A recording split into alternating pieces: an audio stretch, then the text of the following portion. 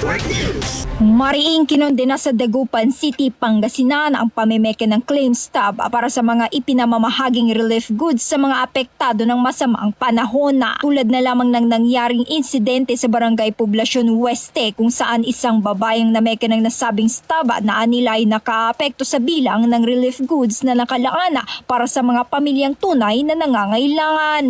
Ayon sa kapitan ng barangay, kapag may mga gumagamit ng peking stub, nagkukulang ang bilang ng relief goods na naitala para sa mga benepisyaryo. Nagde-distribute po tayo sa barangay natin ng relief goods para sa mga kabarangay natin, every families. Bali may sinisilyuhan po natin, may silya, dry seal po yun na nilalagay po natin. Kasi yung mga iba po, siniserox po nila, yung mga iba, kahit na nakakuha na po sila, parang gumagawa pa rin po sila ng paraan para makadoble. Siyempre po bilang po yan. Last year po, nakukulangan po kami palagi. Nagtataka po kami, sakto naman po yung binibigay naming stub. Kaya lang po, pagdating ng distribution, nakukulangan po kami.